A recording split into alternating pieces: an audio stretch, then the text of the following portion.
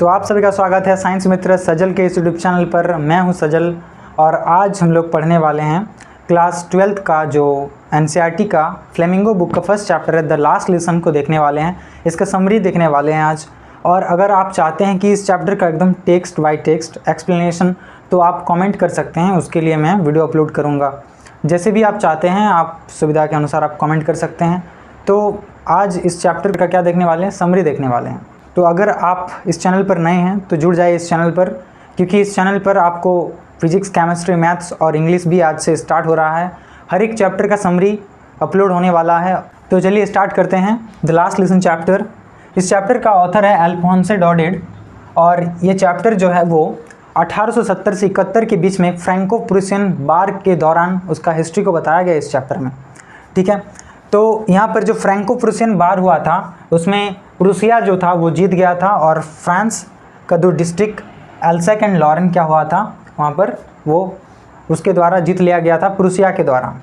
तो वहाँ पर अब जब जीत लिया गया प्रूसिया के द्वारा फ्रेंच के दो डिस्ट्रिक्ट, तो फिर वहाँ पर जर्मनी लैंग्वेज पढ़ाने के लिए वहाँ पर थोपा गया। इस चैप्टर के जो नरेटर हैं, मतलब इस चैप्टर में जो कैरेक्टर हैं वो इस चैप्टर में फ्रेंच है। फ्रेंच इस चैप्टर में यहाँ पर क्या कर रहा है, नरेट कर रहा है। ऑल दो यहाँ पर जो राइटर है वो अल्फोंसे डॉडेड इस चैप्टर का, लेकिन इस चैप्टर के स्टोरी में जो राइटर है मतलब नरेटर है वो है फ्रेंच।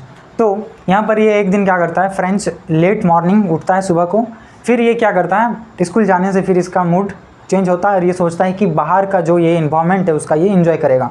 तो ये चल जाता है ग्राउंड की तरफ और ग्राउंड की तरफ जाता है तो पेड़ में क्या देखता है, घोंसला देखता है पक्षियों का जो एक है। और फिर क्या देखता है ग्राउंड में, वहाँ पर देखता है कि प्रूसिया का जो सोल्जर है वो ड्रिलिंग कर रहा था, मतलब कि युद्धाभ्यास कर रहा था, क्योंकि वहाँ पर क्या हुआ था, प्रूसिया जो है वो जीत गया था तो इसलिए वहाँ पर क्या कर रहा था, ड्रिलिंग कर रहा था। उसके बाद फिर इसका दिमाग में आता है कि जो ये स्कूल जाने के लिए टाल रहा है, फिर उसको ये फिर क्या करता है, रेजिस्ट करता है, जो इसके विचार है प्रोक्रास्टिनेशन करने। तो स्कूल के लिए भागते हुए गया, तब रास्ते में जाते हुए क्या दिखाई मिला, बुलेटिन बोर्ड के सामने बहुत सारा भीड़ क्राउड दिखाई मिला। फिर ये सोचा कि आज भी कुछ आया होगा न्यूज़, लेकिन इसका जो टाइम था स्कूल के लिए बहुत लेट हो गया था, इसलिए यह यहाँ पर रुका नहीं और आगे चलता गया। तब एक ब्लैक स्मिथ ने कहा कि तुम्हारे पास प्लेंटी ऑफ टाइम है, कोई देरी नहीं है जाने के लिए, तुम आराम से जाओ, पर्याप्त समय में स्कूल पहुँच जाओगे। तो फिर उसके बातों को ध्यान ना देते हुए फ्रांच स्कूल की ओर भागते हुए चला गया, क्योंकि वो सोचा कि कोई मजाक कर रहा होगा।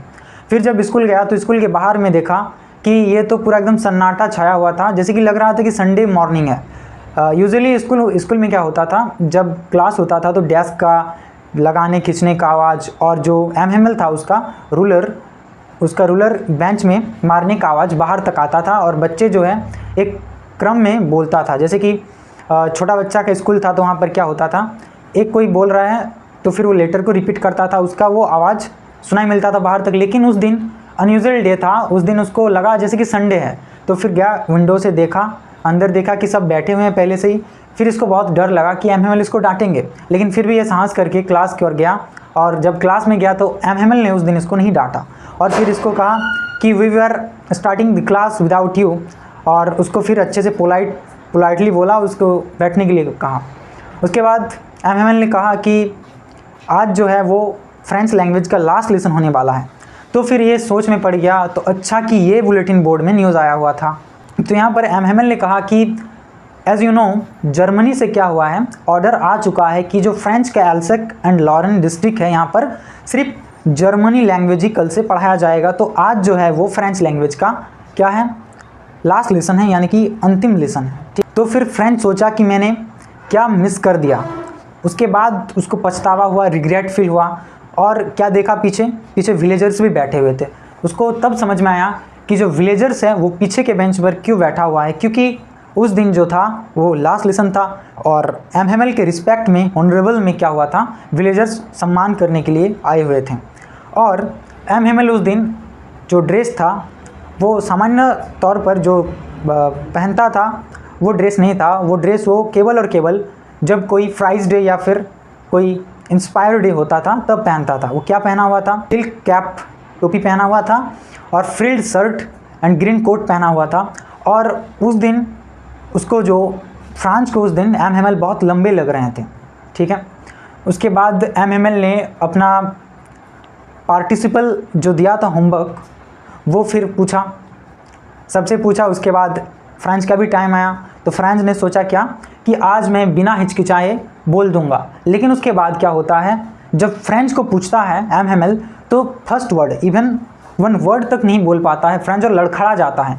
तब एम हेमल जो है वो फ्रेंच को नहीं डांटता है और कहता है इसमें तुम्हारा जितना गलती है उतना मेरा भी है और तुम्हारे घर वालों की भी है, क्योंकि तुम्हारे घर वाला तुमको काम करने के लिए, 2 वक्त की खाने के लिए या थोड़े से पैसे के लिए तुम्हें काम करने के लिए भेज देता है और स्कूल नहीं भेजता है।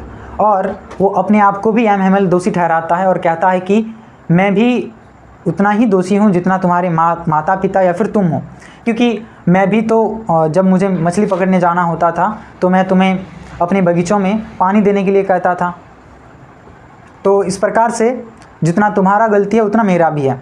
उसके बाद क्या करता है एम हेमल, सबके लिए कॉपी लेके लाया होता है। उसके बाद लेसन पढ़ाता है, हिस्ट्री पढ़ाता है। और उस दिन वो चाहता था कि उसके अंदर जितना भी नॉलेज है एम हेमल के पास, वो सब कुछ डिलीवर करना चाहता था उस एक क्लास लेसन पर, क्योंकि उसके बाद उसे जाना था। तो जब पढ़ रहा था फ्रेंच, तो उसको लगा कि आज जितना अच्छा से समझ में आ रहा है टॉपिक्स, दूसरा दिन उतना अच्छा से समझ में नहीं आ रहा था। इसका मतलब क्या है कि आज एम हेमल बहुत अच्छे से पढ़ा रहे हैं और फ्रेंच का ध्यान आज बहुत एकाग्रता से, कंसिस्टेंसी है बहुत ज़्यादा, इसलिए हो सकता है ये समझ में आ रहा होगा। तब क्या होता है, सब पूरा क्लास एकदम एकाग्रता के साथ पढ़ रहा था। और दूसरा दिन क्या होता था, एक मक्खी या फिर कोई कीड़ा आ जाता था क्लास में तो शोर शराबा होता था। लेकिन इस दिन क्या था, लास्ट लेसन में सिर्फ कॉपी और पेन के चलने की आवाज़ आ रहे थे। तभी फ्रेंच जो है उसको पिजन का, कबूतर का आवाज़ सुनाई देता है, गुटुरगु का। और फिर सोचता है फ्रेंच की क्या जर्मन के जो लोग हैं या फिर कह सकते हैं प्रूसिया के जो सोल्जर्स हैं वो इतने हद तक गिर जाएंगे कि ये जो पिजन है इसको भी जर्मन में बोलना सिखा देंगे।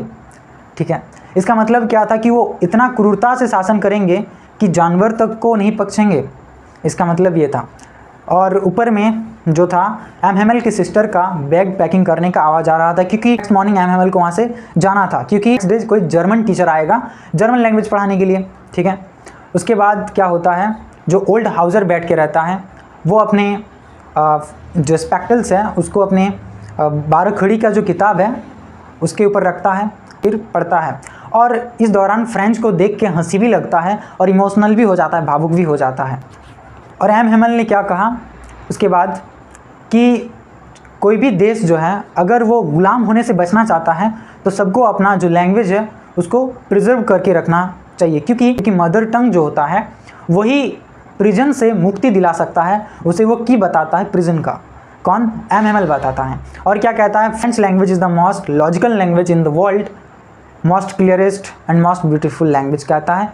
उसके बाद क्या होता है, चर्च की घड़ी बजता है और रोड में जो प्रूसियन सोल्जर्स हैं वो ड्रिलिंग करके जाता है। तभी जो एम हेमल है वो कुछ बोलने का पहले प्रयास करता है लेकिन वो बोल नहीं पाता है। और फिर क्या करता है, एक पीस ऑफ चॉक उठाता है और ब्लैक बोर्ड में लिखता है विवा ला फ्रांस। इसका मतलब हुआ कि फ्रांस जिंदाबाद, फ्रांस अमर रहे। और इसी के साथ इशारा करता है, गेस्चर करता है कि class dismissed, you may go now. और उसके बाद यहाँ पर ये जो चैप्टर है वो ख़त्म होता है। तो कैसा लगा समरी, मिलते हैं इसी प्रकार इसका नेक्स्ट चैप्टर में।